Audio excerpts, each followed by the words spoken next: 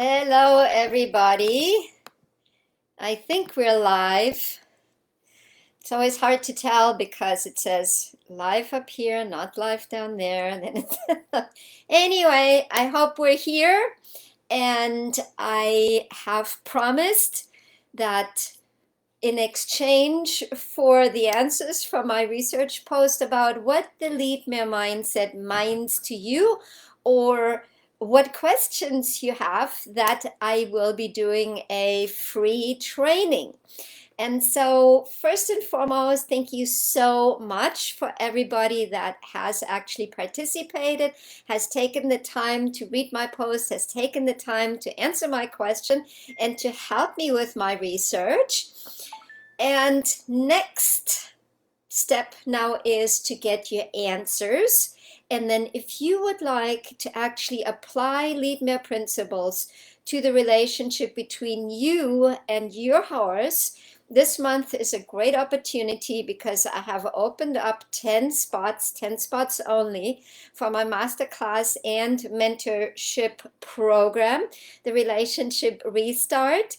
And not only have I opened up 10 spots, those 10 spots go for the old pricing, the 2022 pricing, and you're going to save $500. So now is the time to sign up and become a part of our fabulous Relationship Restart community. If you would like to learn more, stick around all the way to the end, because that's where I will talk about what it means to become a member of the masterclass and mentorship. So let's get started. First of all, I need to actually tag a couple of my mentorship students who were eager to actually participate and show up. So let me do this real quick. Excellent. So let's get started with Colette. Actually was the first one that participated and shared her comment with me. And she said, "My mare doesn't believe anyone, horse or human, is her leader. She will defer in response to the space conversation and will back away from the feed pan when the number one gelding makes her. But she never stops pushing and trying some more. Every darn day. She wants to be the lead mare and she doesn't seem to be afraid." So there is a lot in this post right now. So first of all, here is my question. Why is the mare not believing in anyone? And that is a question that we might have to sit a little bit, right? Because let's take the horse part and answer that separately. But let's start with us, the human. Why is my horse not believing in me as his or her lead? So when it comes to the lead mare, there are certain principles and a certain mindset that is attached to this statement. So when we're looking at horses in humans, well, hi Angel, so glad you're here. When we're looking at horses in humans, well, we need to understand that this is actually an artificial environment for the horse. And it depends on how our horse is being kept, at what stage of what artificial state we are operating, right? That can go from a small box stall. For example, when I started learning riding, the horses were actually tied up in a stall where they were standing all day and all night, which was really, really sad. And that's why I very quickly moved away from this riding school in Germany, because even as a kid, I did not want to go my money to a facility that didn't have the horse's best interest in mind, right? So we go all the way from super, super low level to having a trail system, to having lots of acreage, to having a herd, to having 24/7 roughage, having the family, having the herd environment, having the movement in all times so that our horse can live as natural as possible, and anything in between. So we need to keep that in mind when we're looking at our horse's behavior.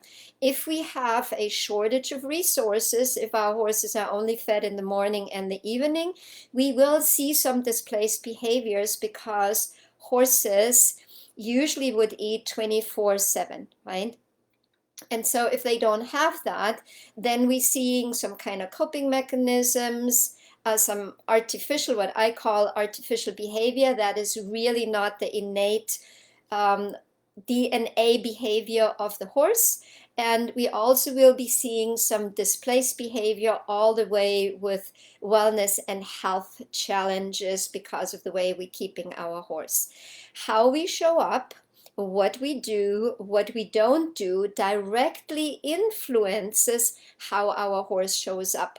And I'm glad that actually Angel, under the handle Lucy Matilda, is here, because we just talked yesterday about her horse Harry going from horrible Harry, attacking people in the paddock, not wanting to leave the herd, being extremely buddy sour, actually running over Angel at one point, breaking the farrier's hand, all the way to becoming Sweetheart Harry. And what did change? We, the human, changed how we show up, right? And so we got to keep that in mind. And some people will just sell their horse and get another one because they do not want to have that journey of self-discovery. And if you are not interested in that, for me, it's that wonder, that miracle. Wow, I wonder why my horse wants to do that. I wonder what I'm doing that my horse is responding to, right? We need to be open to that in order to create interconnection. We need to be open in our heart, in our mind. Otherwise, we cannot connect. Our horse cannot connect to us. So the next thing is that she differs in response to the space conversation. So space conversation is something that is very important. The dominant horse will always move the other horses around. That's why humans have developed round pen training, because making the horse move when horses are trying to conserve their resources and their energy can help the horse find the answer that we are looking for as the human. In my opinion, that is dominant, that is control and pressure-based training, and that's not what I teach. But our horse needs to honor our personal space in order to accept us as the lead mare. So in Colette's case, it would be super helpful if we could actually see how the horse is deferring the space conversation. A lot of times what I see is that we're a little bit wishy-washy, right? We're on some days better than on other days, and this idea that white, this is what we always do, black, this is what we never do, right? That we're providing a gray zone. And the lead mare does her best not to provide any gray zones. She provides consistency and clarity so our horse can have certainty. And with certainty comes the belief and the trust and the confidence that we're looking for. And Angel was just saying that Harry and I have had a huge transformation in the last 5 months. Absolutely, absolutely amazing. Harry was a very difficult horse. And what we talked about yesterday is that I can provide the education. I will provide unlimited support in my masterclass and mentorship for the period that you're signing up. But in the end, you have to apply the knowledge, right? It's not just going to fall in our lap. We have to do the work in order to harvest. Okay, next, let's have a look here. So the horse tries every darn day, and she wants to be the lead mare, and she doesn't seem to be afraid. So when we have a horse that tries on a consistent basis every day, again and again, there are two things that are a possibility. We are not clear and we don't provide the consistency. And especially the dominant horse, when they see an inch of an opening, they will try to pry their foot in there and make more space for their ideas, for their space conversations, for saying no, for challenging us, because they do not accept us as the lead yet. And the important part is to know this. This is really, really important. Even when the dominant horse comes from a thinking perspective, the horse is still self-preservation and self-protection, because the horse has not relented the leadership to us, because our horse does not trust and believe in us as his or her lead. And the important thing is that little three-letter word yet, because that opens the focus and the opportunity for change. And Colette is in the masterclass, and it would be a really great idea, because Colette has not done the 1 hour one-on-one session with me via Zoom, to actually take advantage of that, send in her 10-minute video, and then we can see what her horse is doing, and we can hone in on helping the horse accept us as the lead. There are also once in a while horses that just have a tendency to ask that question again. And that just means that we have to provide consistency again and again and again, right? And especially when we're heart-centered, when we're a little bit non-assertive, when we're a little bit passive, then that is not necessarily something that is our innate trait, our innate personality. And again, that is something where we have to work on ourselves to show up consistently as the lead and help our horse to accept us as the lead. And a lot of times I see that, especially when it comes to the artificial environment of horses being in humans' will versus being out in the wild and in the natural herd, is that we're confusing the dominant mare with the lead mare. So what is really important to know is that in nature, in the wild, the lead mare is often older. She is actually not super confident. She's more right brain. She's more alert, right? Because that survival instinct helps her to keep the herd safe. And she was chosen because of her wisdom and her experience and her willingness to make benevolent decisions for the herd. Versus the stallion fights, right? And dominates the other stallion, that he will then win, right? Win the fight for the position as the herd stallion. And the other stallion that has served in his function for procreation and protection for the last 1.5 to 2.5 years, then goes back in the bachelor herd, right? And it's really, really important to know that the stallion, his main job is procreation and protection. And that's why the stallion switches, or loses his position in a fairly short period of time, because nature wants that gene pool of different stallions, right? So they fight, they argue, they dominate. The bigger, bolder stallion is the one that wins. And the lead mare oftentimes is more right brain and not so super confident, because the trait of the alertness that comes with the not so confident horse helps with survival. So that was a really, really great question. And Tracy said, oh, she wanted to see what I am going to do in 2023, because Tracy is in Australia, and we've been talking for several years, and she will be coming to Colorado, and she wants to come here to the farm and do a retreat with me, and that will be possible in 2023. So if you're ever interested in spending a whole week here at Soulfire Farm and immersing yourself in the LEADmare principles, there is the option to do so next year.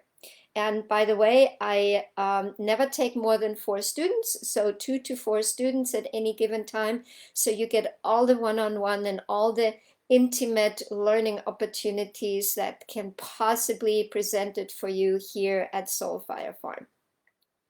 So Mandy Jones said, I think a lead mare is chosen out of respect. I had a beautiful, kind, gentle mare who was respected by the whole herd. She never demanded leadership, right? Very good observation. She was the oldest mare too. I think a horse will follow you and look up to you through kindness and respect for them. I'm firm but fair. My new mare who came to me from a rescue was scared, but already is putting her trust in me and is not so scared, all from kindness in giving her what she needs. Absolutely, Mandy. I absolutely love that, because it shows that the human is interested to fulfilling the horse's needs versus fulfilling our own needs, making our goals happen, being interested in the outcome, in the performance, in the task, and overlooking what the horse's needs are. That is the dominant way of communication. That is the pressure and control that we see in traditional horse training and in natural horsemanship. If you've known me for a while, you know that I was a Pirelli instructor. I was very successful. I was in the program for several years. I taught Mark Weiler, the president of Pirelli Natural Horsemanship, for several months on a daily basis. I was able to go with Mark to Florida, and I had the wonderful opportunity to study with Marian Oesch, now Alway. And that was one of my favorite ever life experiences, because I got to immerse myself in having fun with my horses for it was a good couple months, right? It was absolutely fabulous. So, but going back to this idea that natural horsemanship is dominant, I hit that glass ceiling. And I saw beyond that glass ceiling what I wanted to achieve, and I just couldn't get there with my horses. And I'm like, why? And I saw so many other students that, in the beginning, in level 1, we had quick progress. We had progress through level 2. We made some progress in level 3. And then it was like, stop. And then the frustration and the why can't I go further, and why are the lead changes not happening, and why. And the lead changes are not happening. Why? Because we don't have the rhythm, the relaxation, and the interconnection. And we have not looked at proper posture and healthy biomechanics in level 1 and level 2, because we were focused on getting the tasks done. When you look into the task sheets for the auditions, in level 3 is when we're looking for proper flexion and correct bend. And meanwhile, our horse has for months, and if not years, had the incorrect bend, was maybe looking outside on the circle, was falling with the shoulder to the inside of the circle, and all these things that are then incredibly hard to correct, because we didn't look at proper biomechanics and healthy posture from the beginning, because we were task orientated. So I am looking at boundaries, having that space conversation, looking at my horse's thresholds, including the mini and micro thresholds, right, is so important. We see the big thresholds. We see the biting, the striking, the kicking, the nipping, the running off, the balking, the napping, the pinning ears at us, charging in our personal space.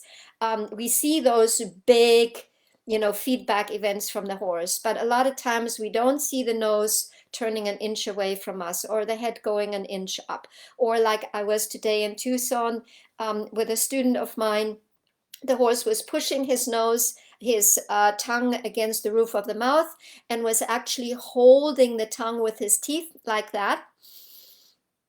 And then he was stuck. Just try that with me for a moment here. Take your tongue and put it between your teeth, and then see what else happens in your body. Right? And so a lot of times horses, when they do that, they will also kind of suck a little bit on their tongue, and they're trying to release endorphins, and they're literally shutting down, going away, getting stuck. I even think that horses can disassociate just like humans can. And then the problem was my horse doesn't want to go forward, right? Because he was just not present anymore. So what do I have to do? I have to help him let go of the brace and tension and the stress and the worry and the anxiety and the fear.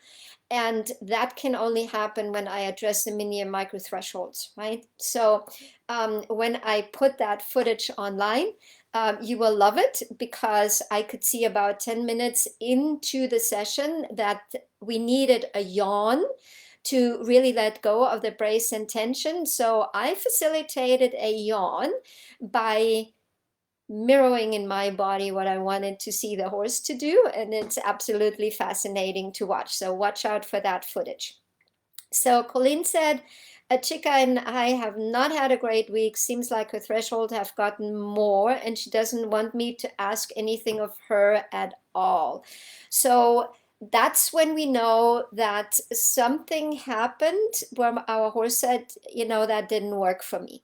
And the tricky part is that when we are heart-centered, we a lot of times we looking at ourselves. I did this wrong. This is bad. Why can't I do this? I did it last week. Why it's not happening this week? I will never get this done. My horse hates me now. My horse doesn't love me anymore. Versus the dominant person will say, it's the damn horse's fault. She did that last week. She's not doing it. And it's all her fault. She should know better. She's X amount of years old. She's had that amount of training. Why is she not doing what I'm telling her to do, right? So those are those two extremes.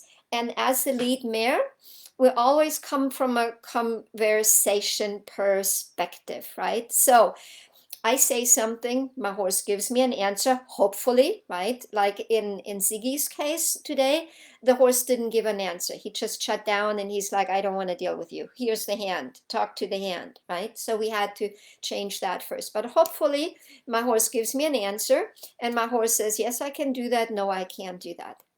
And then I'm going to say, okay, so when my horse says, no, I can't do that, what is the reason? Was I clear? Was I consistent? Did I ask something that my horse could say yes to, right? So let's say my horse can say yes to something. So can I repeat it? Can I bring more clarity? Can I bring more certainty? Can I bring more consistency so that my horse understands what I would like to do together? Or maybe I ask for something too much. So what can I do that my horse can say yes to? So we've talked about that with Angel and Harry. Like I was sharing in the beginning, Angel went on a 25-kilometer walk last weekend as her graduation of the fact that Harry now has let go of self-preservation and self-protection, and she is in the communication phase, in the conversation phase, and her horse doesn't feel the need anymore to protect himself. He is not biting, he's not striking, he's not kicking, he's not ripping the lead rope out of his human's hand, he's not running off when we come, and he has now is respecting and honoring his human's personal space from going at turtle speed. Angel was saying yesterday, a snail could have passed us. He now has a nice walking gait when she's walking with him. And so all those things come because we have the certainty, because we gave clarity and consistency. It came because we started building on things. Like we didn't just say yesterday, hey, I feel like I'm going to go on a 25-kilometer walk, right? That was built up consistently. We checked off all the things that we needed to have in place in order to do this. And Angel was willing to go at the speed that her horse felt comfortable when it comes to interactions and training together and playing together and having those conversations. So always think of it, the thing, I say something, my horse says something, then I need to make a decision what needs to happen next. My horse says something again, I take that in, and so we're having a conversation, and we never go down that rabbit hole of, oh my God, this is all wrong. Why did I do that?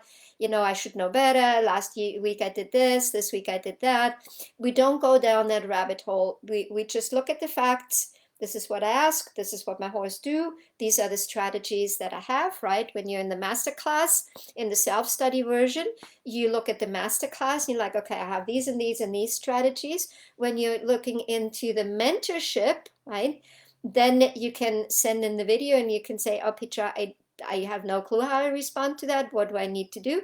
Then we look at the video, we stop the video, we play the video, you know, in slow-mo. We look at each interaction with the horse, and that's the beauty of taking video versus taking live courses or classes or lessons, because we can stop. We can stop and rewind and look what happened. And then we have this exponential learning experience. So it's a really, really good point, because we all get into that moment where our horse is not going to do what we're asking. And then the question is why? And what can we do to facilitate for our horse to do what we want him to do, right? And that is an individual journey, depending on the horse, depending on the baggage that the horse, whether the horse was previously abused, had a rigorous training schedule, you know, was treated with control and pressure, and even treat-based training, right? Treat-based training, in my opinion, lacks in connection. It creates the connection with a treat. And I was actually on the Zoom call with Grace today, our latest member in the Masterclass of Mentorship, and she brought up a really interesting point. She said, you know, the training with treats is quick. So absolutely correct most of the time, but then we have side effects. We have potentially a horse that pushes on our personal space. We have a horse that says, hand over the treat and nobody gets hurt. We're going to have a horse that says, if you give me the treat, I will do what you want me to do. No treat? I don't think so. And a lot of times we get horses that will do things for the treat, but they're missing relaxation, they have a bad attitude, they don't have healthy posture and healthy biomechanics, because we're focused on the outcome, right? It's a very outcome, very mechanical way of training horses. I personally do not use treat-based training techniques at all. No positive reinforcement in my program. Let me just look whether we have any questions here. So, no, we're good. So these were the questions on my personal page, and I posted the same question on my business page, which is Genuine Connections Horsemanship, but the handle on Facebook is Red Horse Solutions, because that's what I originally called it, and that's what my business is called. So let me just switch here real quick on my phone so I get over to the page, and we can, there we go. And we look at the questions here. Give me a moment. There we are.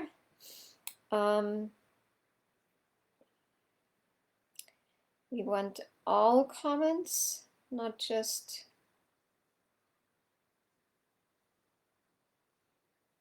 didn't switch to the right page. Let me try that again.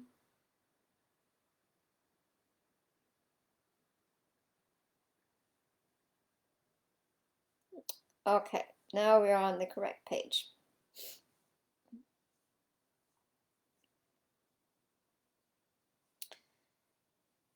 Okay. All comments so that we don't miss out on anything. So Colleen was actually asking, does the LEADmare ask or tell? Ooh, that is another really good comment, because here is the thing. We're making suggestions and we're engaging in a communication with our horse in a conversation. We never tell. Telling is dominant. Telling is attached to the outcome. When I was a Pirelli instructor, we used to say, suggest, ask, tell, promise, right? You escalate your phases and you make it, or in Pirelli, we used to say we cause the horse to happen. But I have come to the conclusion, causing is just making is just causing. It's just the same thing. We are attached to the outcome. We're attached to the task. We want to make things happen. We're going to get things done one way or the other, and we're escalating phases. And that's why our horse has brace, tension, stress, anxiety, or even fear. And that's when our horse is not relaxed, and that's when our horse is in self-preservation and self-protection, and that's when the scary experiences and the frustrating experiences and the accidents happen. Very, very important to know that. The reason why horsemanship is such a dangerous hobby is because the majority of people train with control, pressure, manipulation, intimidation, dominance, and whatever isms, there are attached to that. And show your horse's boss. You're too soft. Make your horse do it. Your horse is getting away with things. Your horse is getting out of work. That is one of my favorite, most crazy statements, right? Because horses don't work. Horses want to survive. Horses want peace and love and understanding, just like we want it, right? Our horse wants what we want. They want to feel safe. They want to feel secure. They want to feel well. And we want the same thing. And when somebody pushes and prods on you and uses control and dominance and manipulation and intimidation, are you going to feel well? Heck no. Right? The same thing with the escalating phases. That idea of suggest, ask, tell, promise, that is something that escalates. And the idea of an effective phase 4. What does effective phase 4 mean? The horse will do what they tell the horse to do. There is nothing about, we want relaxation, we want interconnection, we want our horse to be engaged with us. That creates the alert horse, and that's when people focus on responsiveness. Look at how many instructors and trainers talk about responsiveness. Responsiveness is achieved through pressure and control, and the horse will watch you. They're like, oh boy, what is he or she gonna do? Versus, I wonder what my human is doing right now, and I want to participate. And I'm anthropomorphizing right now, but there is a huge change between your horse being alert and watching you with 2 eyes and 2 ears because they don't dare to take their ears and eyes off you, or your horse is engaged because they want to be with you. They want to do things with you. And that's when you get those 2 ears forward, the soft ears, the soft eyes, and our horse is like, okay, what are we gonna do together today, right? Totally different from, oh boy, what do we need to do? What do you want me to do? It's not what I teach. I teach in the connection, right? So very, very good question. We engage in a conversation. We don't have phases. We have stages of conversations, and we adjust our conversation as necessary so that our horse can say yes. And the pushback that I usually get on that is, well, then I never get to do what I want to do. I always going to do what my horse is going to do. No. My horses, my students' horses, and my students will tell you that's not the case. Because here's the thing. When your horse feels safe, secure, and confident with you, they're happy to follow you. They're happy to follow your suggestions. When you come up from a place of having the wisdom, having the experience, making benevolent decisions for your herd of 2, right? When we forsake our own goals and we put that exclamation mark on, I want interconnection, way more important than getting things done, way more important than performance, way more important than stroking my ego with a first place, way more important than the money that I'm making. It's very, very important, right? We only gonna have that interconnection when we focus on interconnection. And I always say, can I get to the Grand Junction? So I'm from the Grand Canyon about 6.5 hours, right? And I'm in the south east corner of Arizona, about 20 minutes from Tombstone, 40 minutes to Bisbee, an hour to Tucson, in this beautiful little small community, irrigated community. I have my green oasis in the desert. And it takes me about 6.5 hours to go to the Grand Canyon, right? So I can hit the pedal to the metal and I can go vroom, down there, or I can take my time and I can enjoy the journey. And maybe I'm going to stop in Tucson and grab myself a cup of coffee, and I have a wonderful lunch somewhere outside in Phoenix. And then I get there in the evening and I have another beautiful dinner. And then I get up to see the sunrise. And to me, that's the kind of traveling, that's the kind of life that I want to have. I'm not interested in pushing the pedal to the metal and getting there at all cost. Let's have a look here. Oh, Barbara. Barbara is one of my students that is in my masterclass, in my mentorship, and she was here for an entire week for a retreat just last month. And I really love what she posted, which is the first letters of LEADmare, right? So L is for listening to our horse's cues and thresholds. E is engage with intent, energy, body language. A is answer and acknowledge you hear them, right? That our horse wants to feel seen and heard and appreciated and understood, just like we humans. Wonderful. D is for dedication to the process, not progress, right? The process, so important. And we get progress through the process. M is to modify, to reassess, to reapproach, and to re-ask as necessary. So our horse can say yes, absolutely. A, ask only things reasonably achievable. So I started out saying that Angel did the 25-kilometer walk, and we had a discussion in the mentorship about what is it that I can ask my horse, right? For example, I'm not going to do a 25-kilometer walk because I'm not fit enough to do it, period. My horses, they are out on the trail system. Most of them are now in their mid to late 20s. We are probably, neither one of us is fit enough mentally, emotionally, and physically to do a 25-kilometer walk, because I have over the last few years focused on my business and have focused on the property and on the house and all the, what do you call that, the infrastructure, right? And I have uphold my relationship with my horse through the Happy Horse Inventory. So we need to be realistic for ourselves as well as for our horse. So when I have a good relationship with my horse, then I like to use the 80% rule. Am I 80% sure that my horse can do XYZ?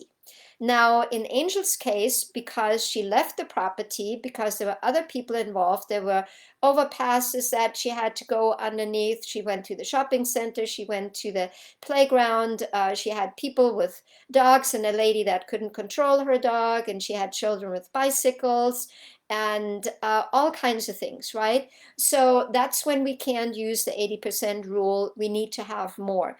There can be only a few percentages where I'm saying, you know what? If my horse encounters XYZ, then my horse might have a reaction, my horse might look, my horse might stop, but I have such a good relationship that I can have a conversation with my horse and we will be fine, right? We never ever want to do the, oh, let's see how that pans out. Let's see whether it works. Let's see how it goes. Don't do that, because you already have doubt in your mind. And the lead mare doesn't come from a perspective of doubt. She comes from a perspective of being in the known. And so important, right? That you know we can do that. I'm never going to tell my horse, you do that, right? The lead mare doesn't stay behind and pushes the entire herd through the river and says, I'm going to see how that goes. You guys go ahead, right? The lead mare goes first and everybody follows. Remember that example is very important. We're not going to ask something that we feel our horse can't do yet. We need to look at our horse's mental, emotional, and physical balance to say what is possible and what is not possible, right? For example, with my horses Sari and Navi, I spent from June 6th to August 23rd. I went 2 to 3 times on a regular basis every week up and to Casa Grande, which was a 3-hour trip for me or more, depending on the traffic. And I established my relationship with Sari and Navi So at the end of that period, Sari, who never had loaded in the trailer, the previous owner had tried to load her unsuccessfully, and she had found out with 16.3 hands and 1,500 pounds what she can do with her size and her weight, right?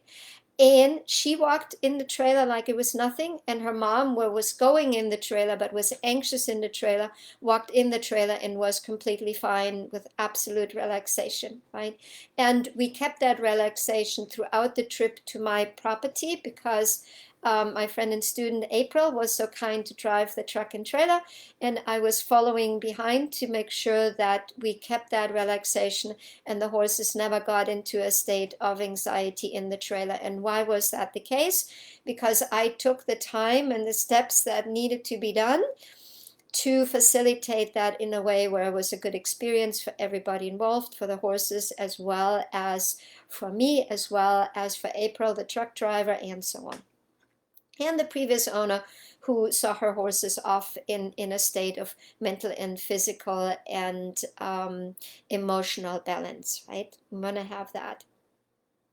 So Angel was just saying that was such a great question, Colleen. I couldn't tell Harry to walk 24 kilometers with me, and I didn't have to ask him. It's a conversation where we both agree, sort of, let's do this. It's such a great idea. And he goes, okay, sounds great. Yeah, we got to have that yes confirmation in our horse. And if we don't have it, then we look at what else we can do next. So R, right? So we're at the LEADmare. We're now at R. Responsibility for the emotional, mental, physical needs, well-being, and balance. So important. And E, I love that one. I love all of them, but this one is probably my favorite. Expectations, right? In our world, I hear people a lot of times saying that it is not a good idea to have expectations because they set us up for failures. Well, what expectation sets you up for failure? And what expectation is realistic? And what expectation actually encourages our growth and our progress? And what expectation in me and my horse fosters our interconnection? So expectations are not bad. You just need to have the right expectations. So only to be kind, fair, trust the process, stay in the moment, learn and relearn to avoid task-based pressure, dominance, and controlling behavior. Ladies, this is amazing. Can you see it right here? I'm gonna put that in the masterclass, and I will quote that this is Barbara's work going through the masterclass and the mentorship and reflecting exactly the principles that I am teaching. Amazing. Okay, so now we're going to go in the Live and Ride with Confidence group, right? So if you have not heard of my Live and Ride with Confidence group, that is a totally free group, no strings attached. You have to apply to be in the group. I'm going to ask you some questions because I want to make sure that we have a cohesive group, that people are in the group that all pull on that same string, that are kind, caring, and supportive. So many horse groups are just the vicious bickering and the blaming and the pointing fingers and the knowing better and all of that. I don't want it in my group. Period. Not happening. I had so far only one person that I needed to block because she didn't say nice things to other members. And a person like that is not going to be part of my group because that person doesn't believe in the LEADmare principles and in the LEADmare mindset, and she's not interested in reciprocity, right? Reciprocity between you and me, right? I give you knowledge, you reciprocate it with giving me answers. Amazing. I love it. Reciprocity between me and my horses, or you and your horses, we give and we receive. and the reciprocity in the mentorship, where everybody produces a video every week and everybody gets to watch it, and the person that submitted it gets the one-on-one coaching, and everybody gets something out of listening to that one-on-one coaching. And that is done in a kind and caring and supportive way, because those are my LEADmare principles, and I will uphold them in my free group as well as in my closed small paid group, right? Because that's how we operate between ourselves and with our horses and in life, right? Because we can make a difference in this world by coming from a perspective, in my opinion, of female leadership. It is time for female leadership. It is time for horsewomanship. We need to do away with the dominant principles of interacting with each other. For way too long, this has been a patriarchal society in everyday life as well as in horsemanship. It's time to do the female leadership, to engage in LEADmare power, in LEADmare principles, in LEADmare mindset. Let me go to the Live and Ride with Confidence group. Like I said, that's a free group, and you're welcome to apply for it. And I do usually every Friday live at 5. This Friday I can't do it because I have prior commitments. That's why I decided, you know what, I'm just going to do this research project, and I'm just going to teach on Thursday as long as it takes me to answer all your questions and what you shared with me about LEADmare principles. Okay, let's see where we're at. Should be coming up anytime soon. Here we are. Okay, so we have all the comments. So Holly was saying, I'll hold back answering the question about LEADmare mindset, as I've been following you now for 9 months and I know the answer. Good. Good student. I have invested time, finances, and dug down deep to release emotional baggage for myself and my horse for this gift of a new life with horses. Amazing. This takes courage. It takes courage to look at ourselves and to look inside of us and see why we're doing what we're doing and why we're not doing what we're not doing, and what we should be doing and what we should not be doing, right? That is what Module 4 is all about in the masterclass. I call it the Spa Week. My friend Gally, who is a family therapist, says, why do you call it the Spa Week? You know, like, people don't want to look at themselves. Yes, most likely this is a little bit inconvenient, but we're doing it in a way where it's kind, where it's gentle, where it's supportive, and where you learn about yourself and you change your life and your horsemanship for the better. And it's Spa Week because you're going to come out refreshed, rejuvenated, as your own optimal best in the situation that you're currently in, and that situation changes, right? So we're not looking for I'm good or bad. I'm looking for my optimal best in the situation that I'm in, and then I go from there. And I need to be congruent. Super important. Talk about that in a moment. Studying with you has given me an opportunity to see the world through my horse's eye. And Spirit, Holly's horse, is not an easy horse. He was a stallion for a while. He was most likely shown in the Arab show world, which in my opinion is not horse friendly. That's PPO, Petra's personal opinion. Take what you can use, leave the rest. And he's been an endurance horse for a really long time. And with endurance, a lot of times comes the task and the focus on getting things done. It doesn't have to be that way, but that forward motion, that desire to get somewhere and get there fast, right, is there.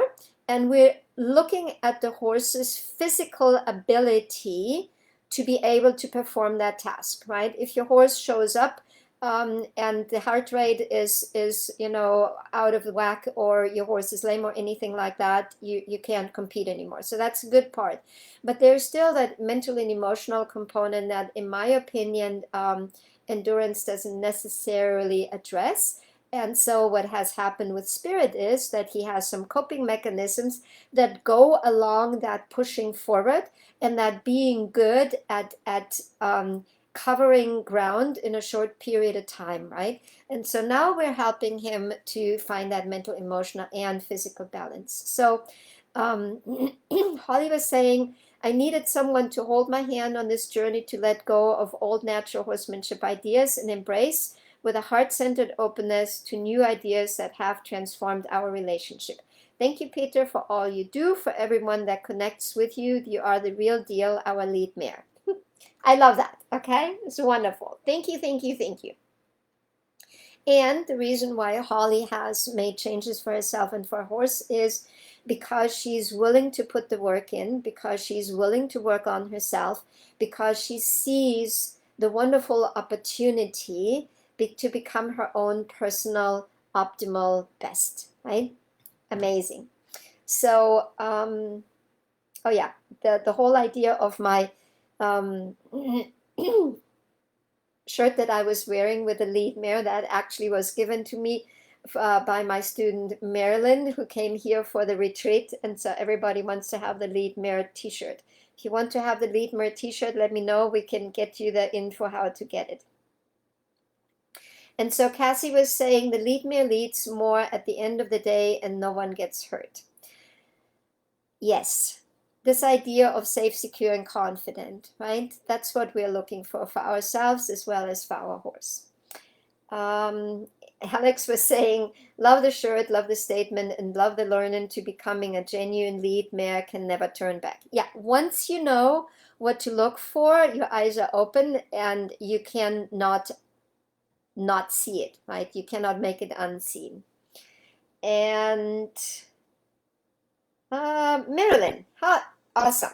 The thoughts that come up for me is I picture a confident, kind, and focused person interacting kindly and confidently with a horse, such that their horse feels safe, heard, and wants to be with that person. The question challenge for me is how to keep from defaulting to dominant, though kind, pressure when working with a horse who is being dominant. It's an excellent question. How do we do that? Also, how to not just forge ahead because my horse is being obedient and I'm missing that they are really not actively participating. That is such an amazing statement because that really governs a majority of horses that have learned to be obedient, to do what the human tells them to do, because otherwise, most likely in their previous life with somebody else, right, that has already started at the birth, within a few hours. Most likely some human has wrestled the halter on the horse because we're all about, we need to get the halter on in order to get to do things with our horse. Look at my footage with my mare Fantasia, my little filly. She's now little bit, well, 1.75 years old, and she wore the halter twice with the previous owner. I have never put a halter on her, and I can do all the things that I need to do with her. The halter needs to be optional. When you're thinking about, oh, I need to put the halter on my horse, because why? Why do you need to put the halter on your horse? Because you need to control your horse? Because your horse is not going to stick around otherwise? Because your horse will not do what you're saying without the lead rope attached? Because your horse really doesn't want to be with you, but you're making him or her stay with you? Those are all important questions that we got to ask ourselves, right? So this idea of,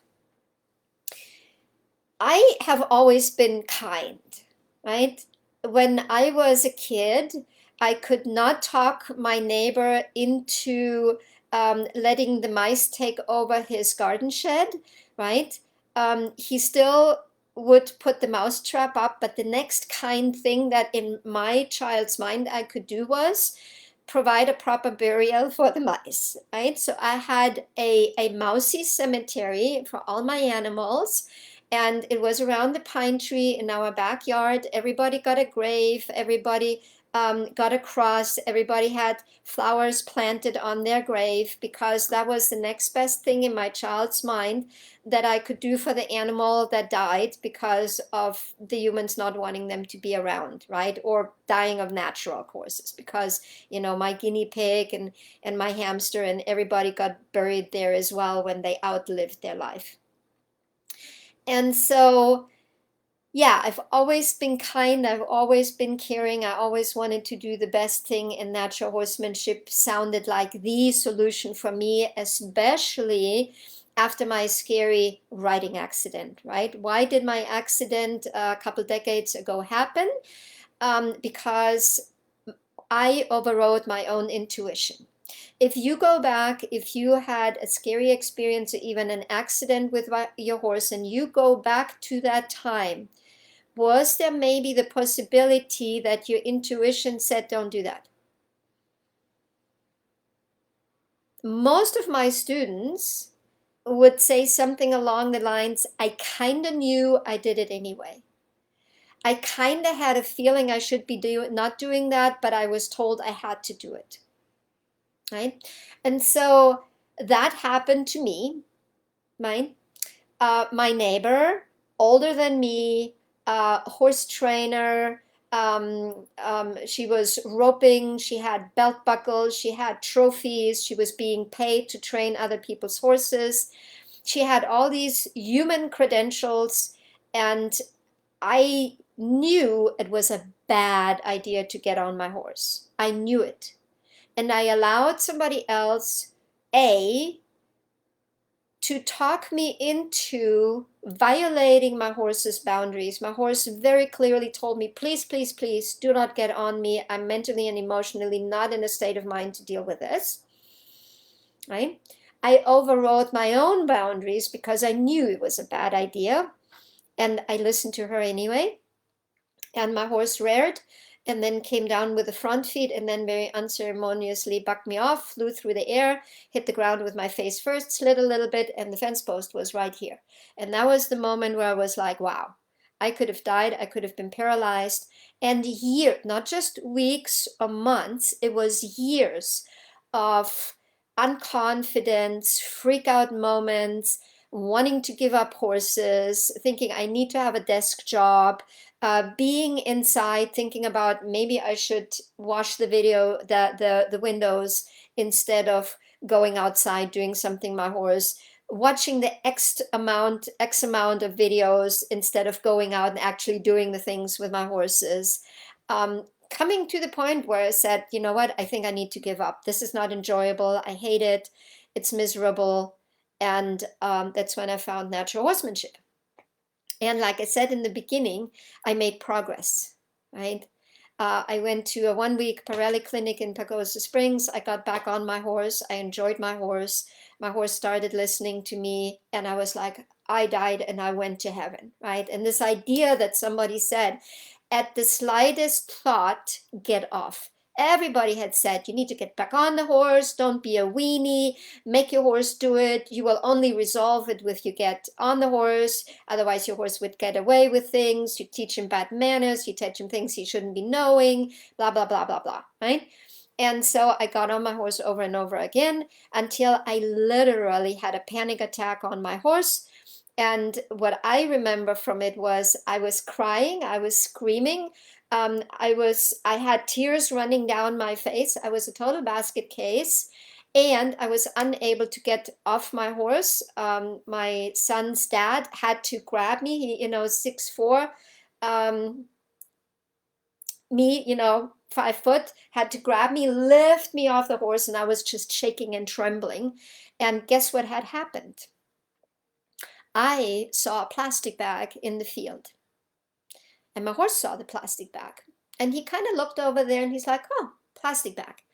In my mind, I saw my horse rearing, spinning, bucking me off, and the plastic bag came closer. And my horse like, oh, plastic bag, interesting. Eventually, the plastic bag rolled in between his front feet and kind of kept on rolling because the wind was blowing a little bit. My horse stood there, was like, oh, okay, plastic bag keeps on going. Okay, what are we going to do? And we did nothing because my horse was standing there, and I had a total breakdown, right? And that had happened because I had violated my intuition. I had violated my boundaries. I had previously violated my horse's boundaries. And it just was a setup for disaster. So very quickly, I was able to grasp that concept of, if you don't feel comfortable, A, don't get on your horse, right? So for a while, I just said, if my neighbor, oh, you're not on your horse yet? No, not on my horse yet. Don't have to say anything else. Not on my horse yet. This idea of you and your horse need to be ready, right? Your thresholds need to be observed as well as your horses, and you always address the threshold that comes first. You address that first, whether it's your horse or you address that first. So then I was riding, then I'm like, wow, this is my live stream. I want to become a Pirelli instructor because this is like the best, right?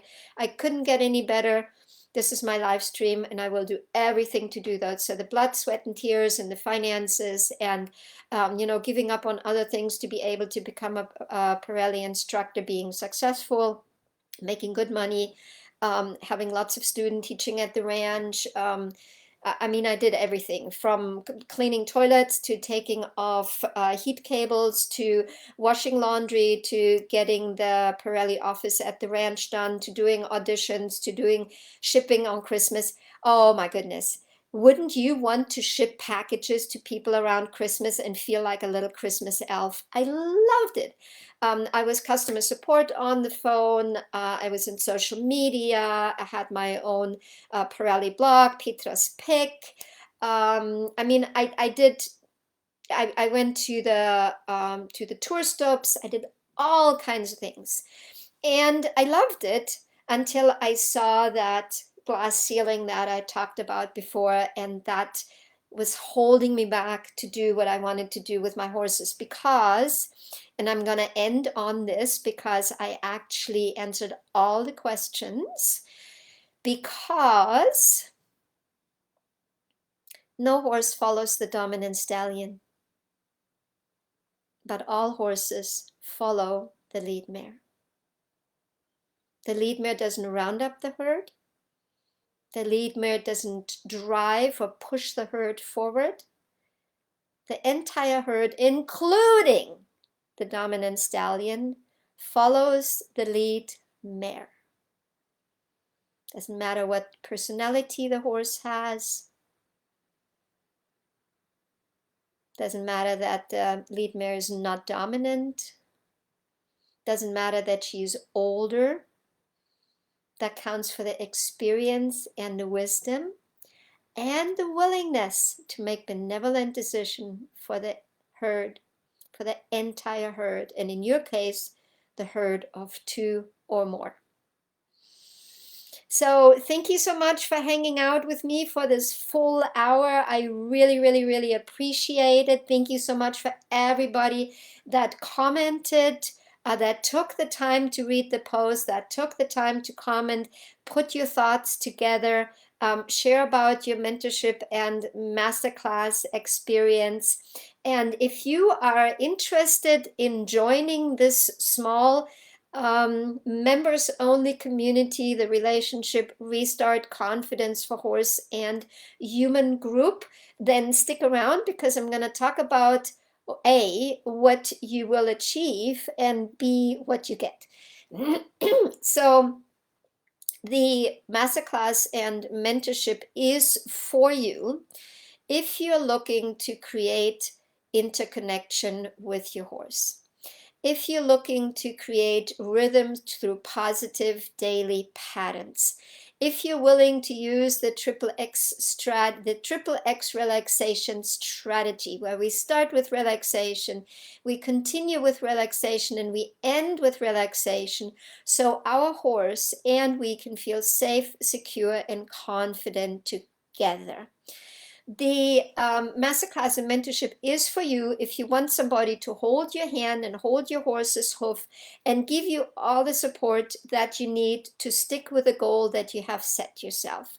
The mentorship and masterclass is for you if you want to meet like-minded female horse lovers from around the world that are your chosen family. Angel and me were talking about that the other day. We can't, my mom used to say, we can't pick our family, but we can pick our friends. And so that is a hand-picked community of kind and caring and supportive female horse lovers, especially if you in your area or in your barn don't have anybody that wants to do what we're doing here in this community, which is building interconnection, right? So you have the support, you have that reciprocity, you have people from all around the world. So when you post in the group, somebody will answer you. And I promise you, if I'm up at midnight and my phone bings and I'm still online, I will answer you. I'm not kidding. When I'm up at 6 o'clock and my phone beeps and I can answer you, I will, because it is that important to me to give you that feeling that you're not alone, that you're part of a community, and that I'm here, that my passion is that I'm here to support you to achieve that dream that you've had when you first got your horse. So how is that facilitated? So the masterclass is your go-to curriculum with step-by-step lessons and workbook printouts and audio downloads. You always have a video, you have a written summary, and you're going step-by-step through this journey, and you have lifetime access. That means that as long as the masterclass exists, I will update the masterclass and you will get whatever material I'm adding. You will be able to go back to it. I have right now a student in Canada. She's going through the masterclass for the third period of time because there is really nothing else that you need when it comes to building that foundation of creating rhythm through daily positive pattern, relaxation by observing your boundaries, by observing the thresholds, and by looking forward healthy posture and proper biomechanics, therefore creating interconnection, and therefore for you and your horse feel safe, secure, and confident. And if you're remembering the pyramid, right? Oops, kind of cattywankers right there. The pyramid of classical dressage training: rhythm, relaxation, connection to the bit, not important to me. Interconnection with me, the human, very important. And then impulsion, straightness, collection, right? So that is your foundation to creating impulsion, straightness, and collection. And you can go through the masterclass and pick up more and more knowledge as you are elevating the relationship between you and your horse. So that's the masterclass. There is over 100 lessons. There are 10 theme-based workshops in there. There is the Saddling 101, where I go through a very step-by-step saddling process for any horse that has any poor experiences with saddling or cinching. There is the prelude, trailer loading. There is the workbook. There is so many things that, because my brain is kind of at the end of the day, I can't even remember, right? But you can go to lovepeaceunderstanding.com, and that's where I list everything that's in there, 6 modules. And then you have the mentorship, right? The mentorship is that part where we have 4 meetings every week: Wednesday in the morning, Friday in the evening, Saturday morning and evening. So no matter where at in the world, you have time to check in live and talk to me. Bring your video, we all watch it together, stop it, slow-mo, point out every little detail. I sometimes spend on a 10-minute video 45 minutes to talk to you, in order to make sure that you understand everything that you need to understand to go to the next week and have that progress, right? And that growth and that interconnection that you're looking for. We have a implementation week. So in between the group meetings, you have another post in the group where you can ask questions, as many questions as you want, unlimited questions. If you up at 12 o'clock and you're saying, oh my goodness, today my day, like Colleen was saying, my week with Chica was not going well. When you're in the mentorship, then you post in the group and you're like, I did this and I did this and did this and my horse did this and this and that. And then I'm gonna answer you either in writing, or if it's an extended answer, then I might just shoot a Loom video for you. So you have that hand holding. You also have, if you sign up for the yearly program, you have the opportunity to participate in the quarterly half-day workshops, set and achieve your goals. And that is just another level of really helping you with that roadmap and getting that consistent progress and growth happening, with condensing time, saving time, but also setting yourself and your horse up for success. So we don't have a learning curve like this, but we have one like that steadily goes up, and we just have a few dips because you can keep checking in with me and you have the clarity to know that what you're working on every week, every day, every month, every quarter, right? So important. And then last but not least, you have a 1 full hour one-on-one with me without the group, so we can also discuss your personal challenges, and where you just get to hone in on that roadmap that is specifically for you and your horse. Where you are right now, point A, where you want to be, point B, and that roadmap in between. And like I said, the best part is that you're getting the pricing from 2022, because like everything else, I have to raise my prices a little bit. I was astounded now that every Subway sandwich costs like $12 or $13, when I remember times when we have the $5 foot long doesn't exist anymore. So I will have to raise my prices, but I want to stay affordable. And so the 10-week course, masterclass and mentorship program right now, 2022 pricing, and you get $500 off. So you're paying $497 for lifetime access to the masterclass and 10 weeks of the mentorship, and you can extend it after that if you would like to. And you have the opportunity to grab, not all 10 spots are available anymore. Originally, there were 10 spots available. So there are a couple spots more available at that pricing. $497. You can go to lovepeaceunderstanding.com. And then don't forget to put the 500 off coupon in there when you check out. Then you get the 10-week masterclass and mentorship program for $497.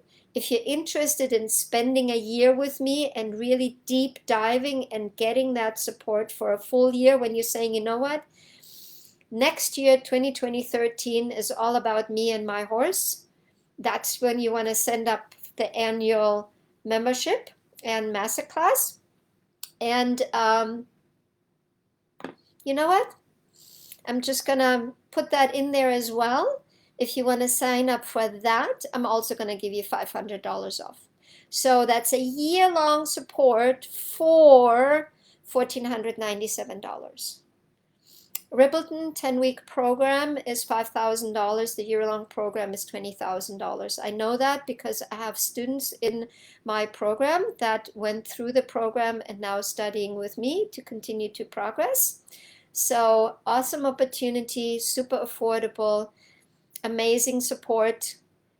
If you don't believe me, check in with my students. And the fact that you are going to be a member of a community that is based on kind, caring, supportive, and reciprocity. So thank you so much for being here. If you have any questions, pop the questions in the comment section. I am happy to answer any questions that are being left. If you would like to hop on a Zoom call like Grace did with me today about the masterclass and mentorship, where we spent about a good hour chatting about her horse and the